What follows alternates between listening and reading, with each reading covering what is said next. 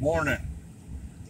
I figured I would come out this morning and tell you about one of my considered most important projects. Um, one of. The thing about this one is it's in Mexico. Um, Back in about 2001, 2002, a friend of mine brought me the English translation to a Spanish document.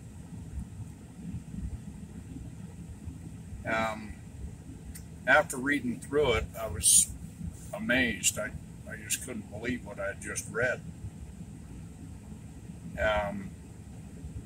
Over the years, I have studied this project, found the evidences to support it, and during all this time I've consistently looked for an original handwritten document. Unfortunately, the guy that the document came from, when he passed away, his wife was so damn mad at him that because of all of his treasure hunting that she burned all of his material. And fortunately, his ex-partner, who is a good friend of mine, personally saw the document. And I know this guy well enough that I definitely would take his word for it. Not too many years later, in probing the internet for information of this document, a guy down in Mexico reached out to me, and he mentioned that he believed that I may have the same document that he has. And he knew this because I mentioned the captain's name, which I knew had not previously been mentioned on any of the treasure forums that I was monitoring at the time. After talking to him a bit and exchanging emails, he sent me the copy that he had. I asked him where he got it, and he said he knew the descendants of Captain Valentin, and one day when he was visiting them, they pulled out the old original document, and he said it was in very poor shape. It would almost crumble at the touch, and so he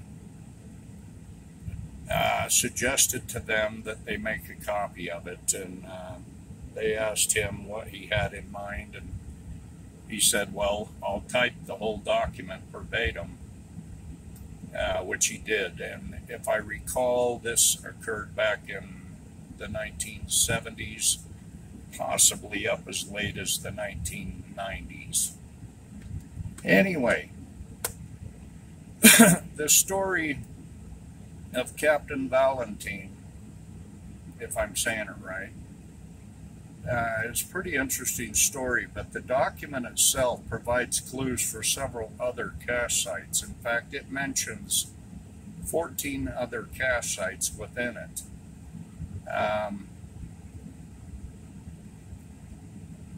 Captain Valentin in 1777 was made captain of the Bandidos by his former captain, who was on his deathbed, and anyway, he passed him the torch. And not too long after that, they got word from their spies over in Durango that there was a shipment that was ready to leave Durango.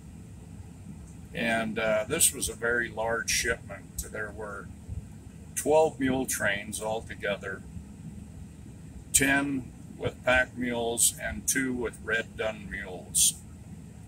The pack mules were carrying silver, the red duns were carrying gold. Each mule train had 80 mules, so we're talking a very big shipment.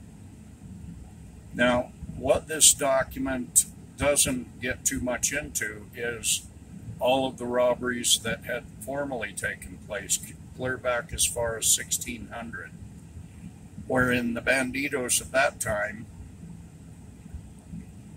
probably in a joking manner, decided that they were going to fill this cavern with gold only, and they had another place to put the silver. Well, they managed to do that in 1777 because there was so much overflow. There was no way they could put it inside and get the lid back on the cavern that they had fashioned much like a grinding wheel. And therefore they dug some trenches in a certain place, and that's where all the overflow went.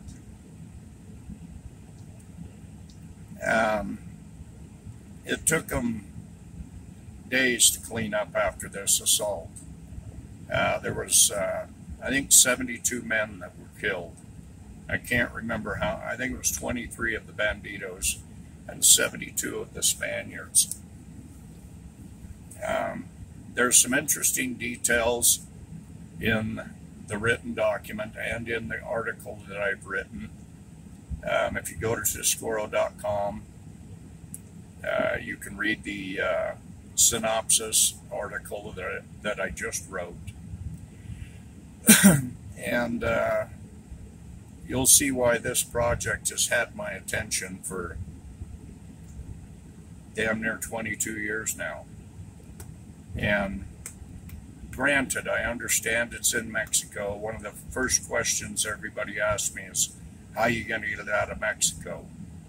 Well, if you think about it, you don't have to.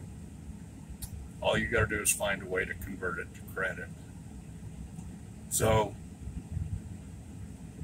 with that said, have a great day. Don't forget to like and share and subscribe. And we'll see if I can come up with another good story for you in the next couple days. Thank you. Have a great day.